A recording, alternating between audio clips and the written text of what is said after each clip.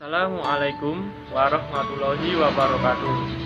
Kami dari kelompok 5 mata kuliah logika yang beranggotakan Alif Minang Nusantara, Alfiana Indah Wijayaning Tias,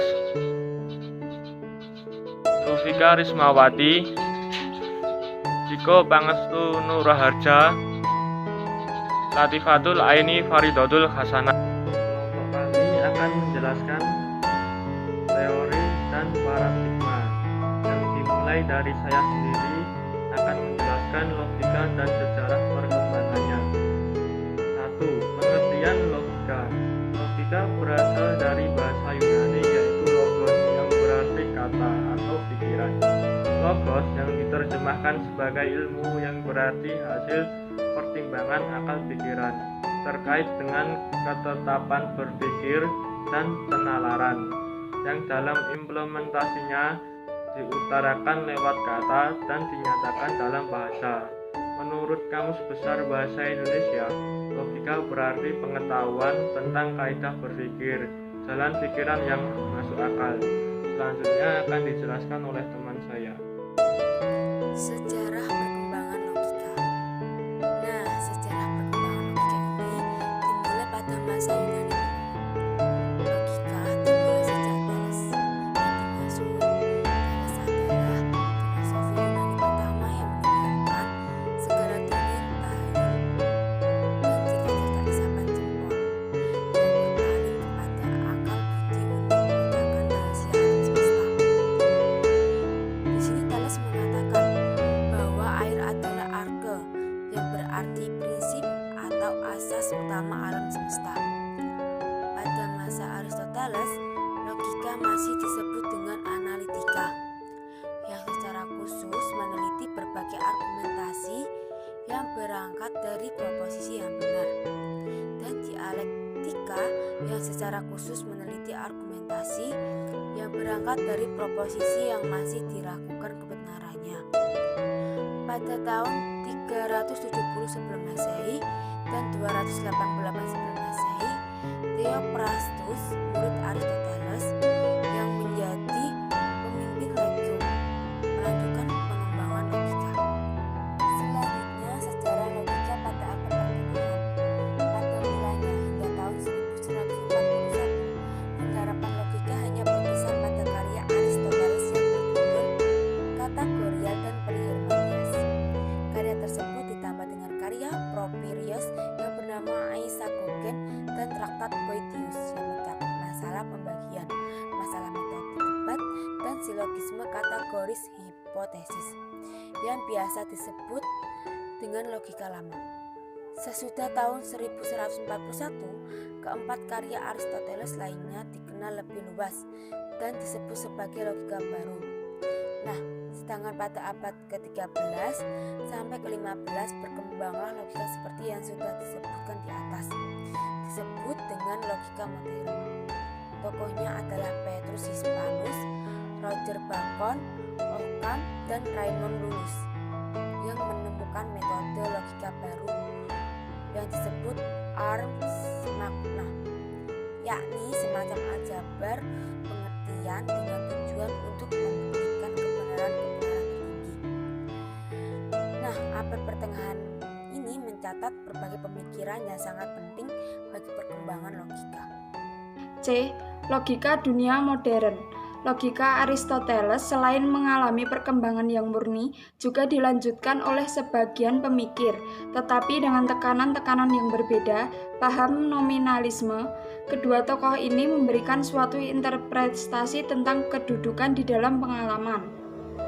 Logika Aristoteles yang rancangan utamanya bersifat deduktif, silogistik, dan menunjukkan tanda-tanda induktif berhadapan dengan dua bentuk metode pemikiran lainnya, yakni logika fisika induktif murni sebagaimana terpapar dalam karya Francis Bacon, Novum Organum, serta matematika deduktif murni sebagaimana terurai di dalam karya René Descartes, Discours de la méthode.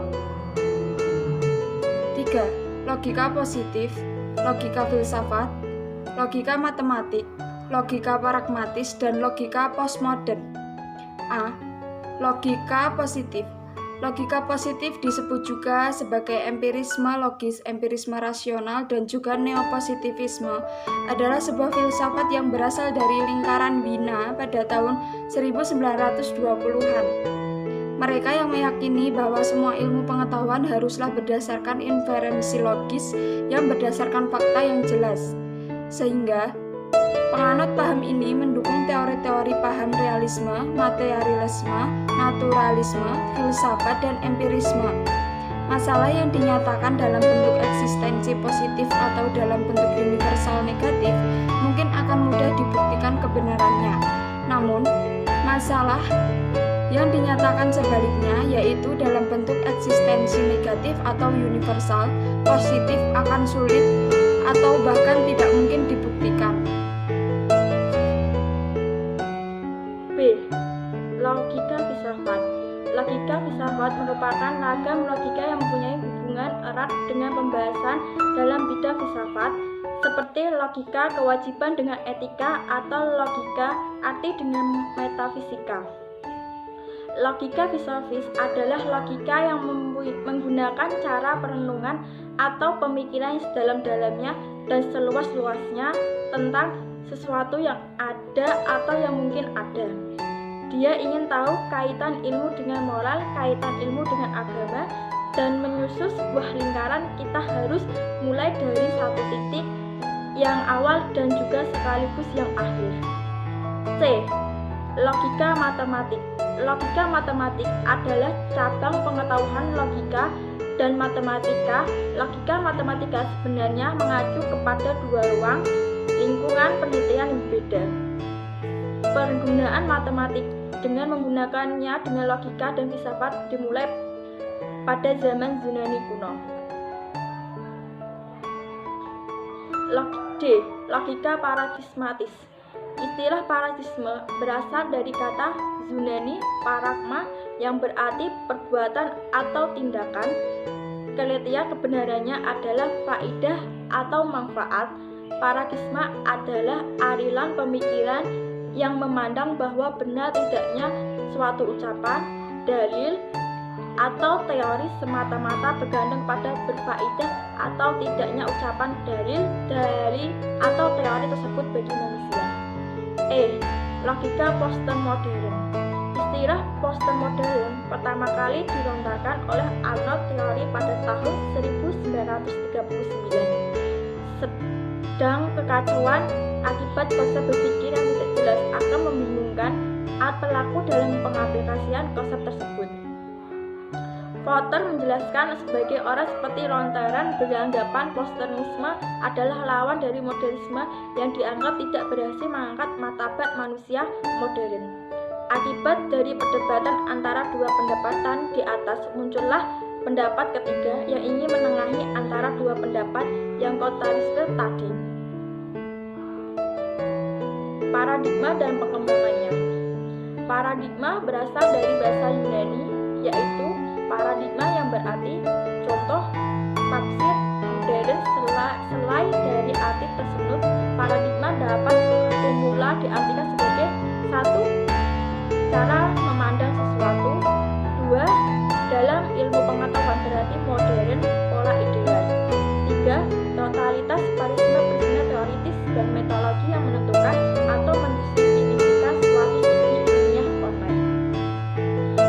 Keempat, dasar untuk menyelesaikan problem-problem dan pula untuk memecahkan problem-problem yang riset. Di dalam penelitian diartikan sebagai pola pikir yang menunjukkan hubungan antara variabel yang diteliti dan sekaligus mencerminkan jenis dan jumlah rumusan masalah yang perlu dijawab melalui penelitian. Teori yang digunakan untuk merumuskan hipotesis, jenis dan jumlah hipotesis, dan teknik analisis statistik yang akan digunakan.